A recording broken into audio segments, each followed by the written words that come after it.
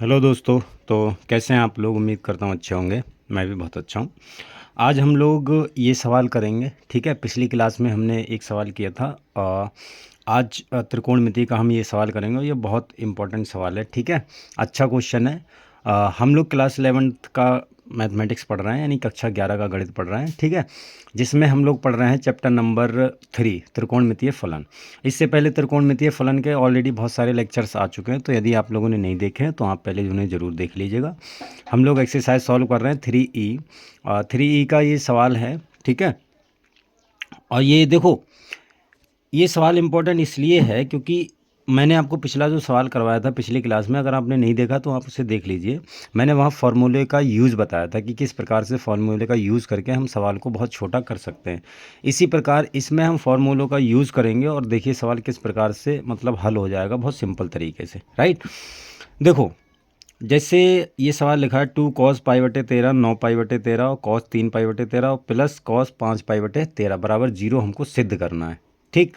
अब यहाँ पर आप ये मत कर देना कि पाई का मान 180 रख दो। 180 को अगर हम π/2 π/13 है ना, तो π/13 से भाग करेंगे, इसको हल करने बैठ जाओ। फिर उसको हल करो, फिर वो बहुत लंबा खिंचेगा और उससे कोई फ़ायदा नहीं होगा, ठीक है। सिंपल आप समझो। इतने में देखो ये है, इतने में 2 cos A cos B का फार्मूला लग जाएगा। 2 cos A cos B।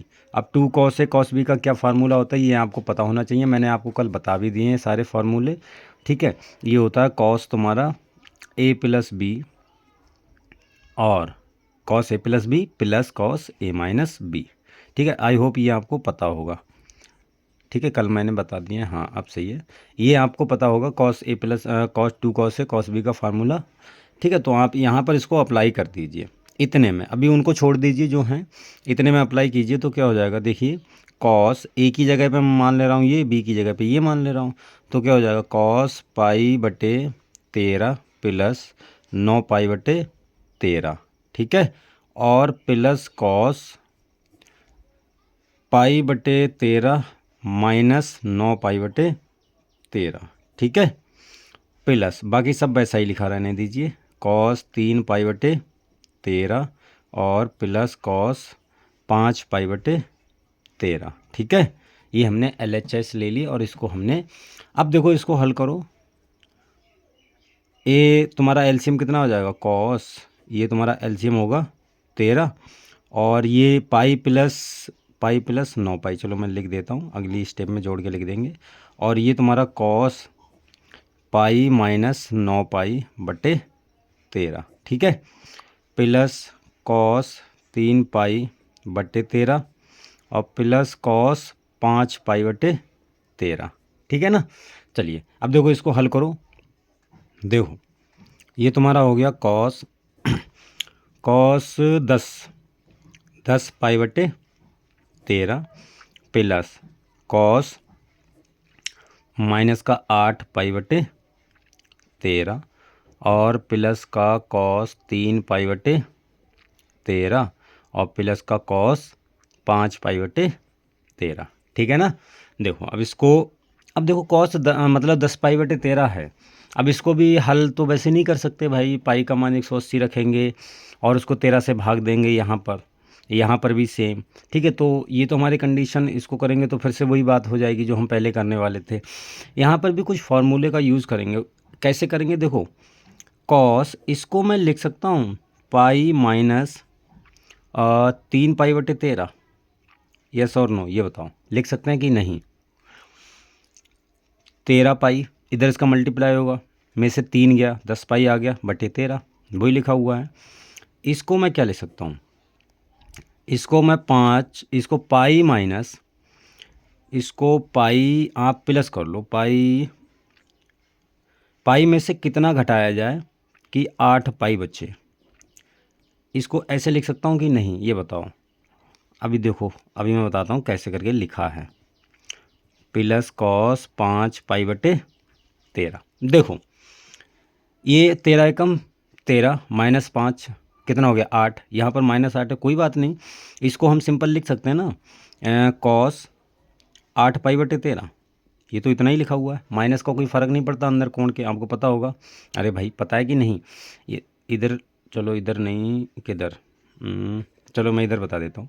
जैसे हमने पढ़ा है ना, कॉस माइनस थीटा बराबर क्या होता है, कॉस थीटा।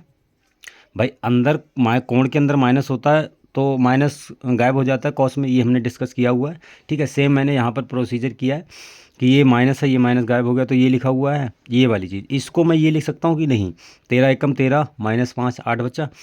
अब इसको चेंज करो, हमें पता है कि कॉस 180 माइनस थीटा क्या होता है, कॉस 180 यानी पाई माइनस थीटा। देखो कॉस 180 माइनस थीटा, ये 180 में से कुछ कम हो रहा है, कितने में पहुंच गया, दूसरे में। दूसरे में कॉस का चिन्ह कैसा होता है, माइनस का। कॉस पाई के साथ बदलता है, नहीं बदलता है, नहीं बदलता। ये कितना आ जाएगा, माइनस का कॉस 3 पाई बटे 13। क्लियर, समझ में आई बात। सेम टू सेम यहाँ कंडीशन है, ये भी माइनस का कॉस 5 पाई बटे 13 आ जाएगा, प्लस का कॉस 3 पाई बटे 13 है, और प्लस का कॉस 5 पाई बटे 13 है। इसको वहाँ हटा दो, ठीक है। ये प्लस का ये माइनस का कट गया, ये प्लस का ये माइनस कट गया, आंसर कितना आ गया, 0। क्लियर, आई होप समझ में आ गया होगा। अच्छा सवाल है इसलिए मैंने आपको बताया है, बहुत अच्छा सवाल है। क्लियर, चलिए देखिए एक सवाल हम और करते हैं, वो भी अच्छा सवाल है। अगला क्वेश्चन है हमारे पास में कि साइन 7 पाई बटे 6, साइन 5 पाई बटे 6, हमें इसका मान निकालना है, कितना मान आएगा। ठीक, इसमें मान निकालना है, कैसे करके निकालेंगे, सेम टू सेम, कुछ नहीं करना। जब भी कॉस साइन या साइन कॉस या कॉस कॉस या साइन साइन गुणा में दिखें तो आप सिर्फ और सिर्फ एक ही काम कीजिए, उसको 2 मतलब 2 साइन है कॉस बी या 2 साइन है साइन बी या 2 कॉस है कॉस बी का फॉर्मूला बनाइए। ठीक है, साइन है साइन बी 2 मतलब जो भी होता है फॉर्मूले, उनको हमें बनाना है बस। ठीक है, तो यहाँ पर देखो साइन और साइन गुणा में है तो मैं क्या करूँगा, 2 से गुणा कर दूंगा, 2 से भाग कर दूंगा। आपको ये हमेशा चीज़ करनी है, ध्यान रखना। ठीक है, तो देखो ये हो जाएगा 2/2 साइन 7 पाई अपॉन 6 और साइन 5 पाई अपॉन 6। देखो अब 1/2 बाहर निकाल लो, और 2 साइन 7 पाई अपॉन 6 और साइन 5 पाई अपॉन 6, ये फार्मूला बन गया। बस इसको यहाँ पर, अब देखो 2 साइन ए साइन बी का फार्मूला क्या होता है, 2 साइन ए साइन बी। 2 साइन ए साइन बी का फार्मूला होता है हमारे पास में cos A minus B minus cos A plus B. मैं लिख देता हूँ, देखो एक तरफ 2 साइन ए साइन बी, ये होता है तुम्हारे पास में cos A minus B minus cos A plus B, ये फार्मूला होता है। अगर आपको नहीं ध्यान है तो आप यहाँ पर लिख लीजिए इसको, मैं यहाँ पर वही अप्लाई कर रहा हूँ फार्मूला। ठीक है, कर दो अप्लाई। तो ये देखो 1/2 तो बाहर हो जाएगा, और है ही बाहर, ये यहाँ पर आ जाएगा कॉस 7 पाई बटे 6, और तुम्हारा आ गया 7 पाई बटे 6 माइनस का 5 पाई बटे 6, और minus cos A plus B यानी 7 पाई बटे 6 और प्लस का 5 पाई बटे 6। ठीक है, दिख रहा है, हाँ ठीक है दिख रहा है, कोई बात नहीं।